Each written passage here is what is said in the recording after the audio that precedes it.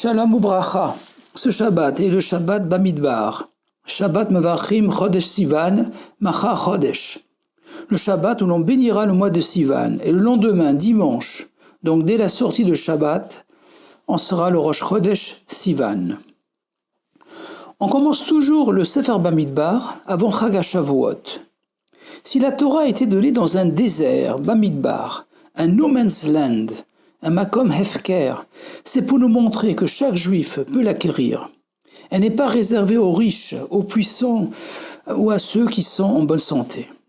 D'autre part, dans le traité Sota, 36b, le Sefer Bamidbar est appelé Chumash HaPekudim, Sefer HaPekudim, le livre des comptes, les nombres. En effet, la paracha Bamidbar commence par l'ordre de Hachem, à Moshe Rabbeinu, de dénombrer les bénis Israël, le premier Iyar de la deuxième année de la sortie d'Égypte. On peut se demander quel est l'intérêt de ce compte, alors qu'Hachem connaît leur nombre exact. De plus, ce compte a lieu ni à la sortie d'Égypte ou à l'entrée en Eretz Israël afin d'évaluer leur évolution, ni après une épidémie pour évaluer leur perte. En fait, le seul but était, comme le précise Rashi, Mitor Chibatan, c'était uniquement par affection que Hachem les a comptés, car on compte ce qu'on aime, et chaque juif est précieux pour Hachem. Le nombre de versets de la paracha Bamidbar est 159, Kuf Nun Tet Psukim, et son siman est Chilkiyahu, qui était un Kohen Gadol qui avait réussi à faire tchouva au roi d'Israël Yeshayahu, qui était idolâtre. Une permutation de lettres Kuf Nun Tet est Katan, petit. Il est écrit dans Dvarim, chapitre 7, verset 7. Ce n'est pas parce que vous êtes plus nombreux que les autres peuples qu'Hachem s'est attaché à vous et vous a choisi, mais au contraire, car vous êtes le moins nombreux de toutes les nations. Vayivchar bachem ki atem hameat mikol ha'amim. Ce choix de Hachem s'est traduit par l'attribution d'une neshama, d'une âme divine, à chaque juif, afin qu'il réussisse sa vie matérielle et spirituelle avec des succès dans tous les domaines.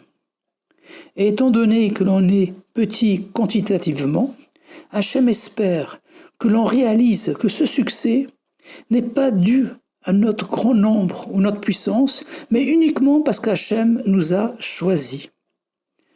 D'autre part, être katan signifie aussi que l'on doit se considérer petit et faire preuve d'une grande humilité, d'une grande anava pour recevoir la Torah.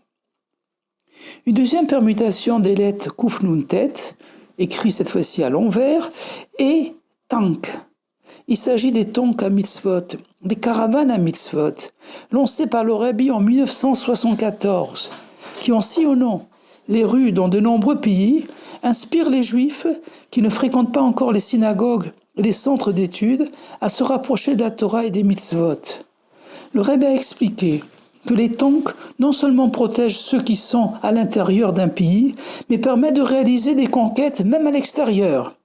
Il a précisé que les 3 lettres du mot tonk sont les initiales des 3 ordres, Sdarim de la Mishnah, Taharot, Nezikin, Kodashim, et que si l'on diffuse Torah et Mitzvot avec Tahara, avec des intentions pures, sincères et désintéressées, alors on parviendra à éliminer tous les Nezikin, les obstacles et les préjugés sur le judaïsme, et encourager l'inspiration d'atteindre un niveau supérieur de Kedusha, de sainteté.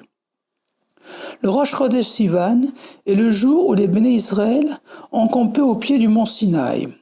À ce sujet, il est écrit dans la paracha Yitro, Shemot chapitre 19 verset 2, Vayichan Sham Israël neged ha'ar. Et Israël campa là-bas en face de la montagne. Si Vayichan est au singulier, alors qu'auparavant le pluriel est utilisé, c'est pour indiquer, comme Rashi le précise, qu'ils ont campé que Ish Echad belev Echad, comme un seul homme, avec un seul cœur. Après des divergences et même des discordes, l'unité du peuple juif était parfaite pour réaliser la volonté de Hachem. Cette unité, conséquence directe de l'humilité, était une excellente préparation pour mériter de recevoir la Torah, qui n'est pas uniquement la sagesse divine, Chochmat Hashem, mais surtout une Torah Chaim qui nous guide dans la vie quotidienne pour notre plus grand bien. On sait que le Sefer Torah, le rouleau de la Torah, n'est pas ponctué. Toutefois, il y a 32 lettres dans toute la Torah qui ont des points, des nekudotes au-dessus, pour nous indiquer qu'il y a là un enseignement spécifique, une exception, un miout. On a une illustration de notre paracha, dans notre paracha Bamidbar, qui est liée à tout ce qu'on a développé. Au chapitre 3, verset 39, il est écrit « Kol pekudei ha-Leviim asher pakad Moshe ve-Aaron » tous les comptes de Lévi'im qu'a dénombré Moshe et Aaron. Or, les 5 lettres du mot Aaron portent des points.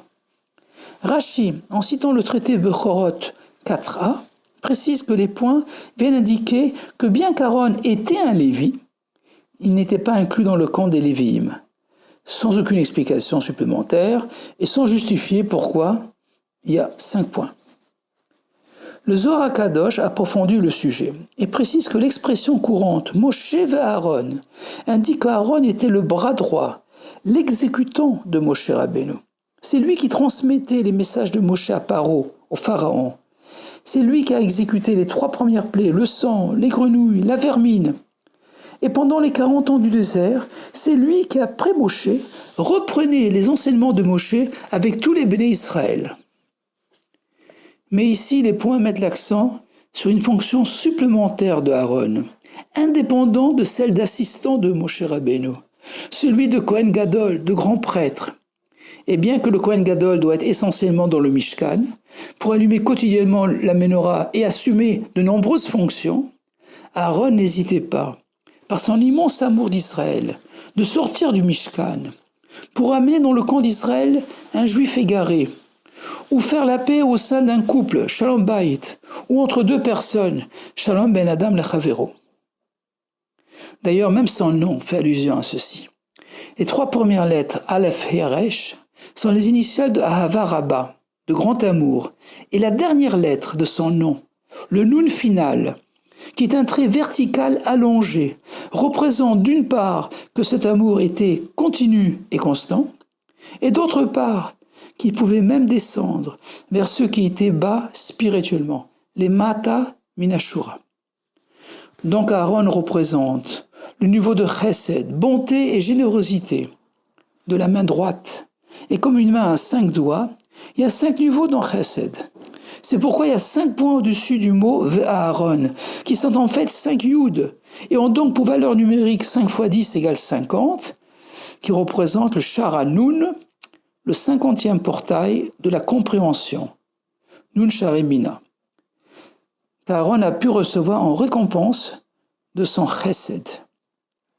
Nous aussi, pendant ces 49 jours de l'Omer, qui correspondent aux 49 Sharimina, aux 49 portails de la compréhension, si on veut recevoir en cadeau le Sharanun, à Shavuot, à Matan Torah, on doit s'inspirer d'Aaron à Cohen, comme l'affirment les Perkei Avot, chapitre 1, Mishnah 12. Heve mitalmidav shel Aaron, ohev shalom verodef shalom, ohev et abriot, umekorvan la Torah. Soit parmi les élèves de Aaron, aime la paix et poursuit la paix, aime les créatures et rapproche-les de la Torah. On comprend maintenant pourquoi Aaron ne pouvait compter comme un Lévi de plus dans le camp des Lévi'im. C'était un Lévi hors classe, que l'on mérite grâce à Avat Israël, et plus encore Ardout Israël, l'unité du peuple juif, de participer à la Goula complète avec le dévoilement du Rabbi Melech HaMashiach Miad Mamash, Yochi Adoneinu Morinu V'Rabbeinu, Melech HaMashiach L'Am V'Ed, Shabbat Shalom, V'Chodesh Tov, Akut Shabbos, Akut Cheidesh, et à bientôt dans le 3e temple.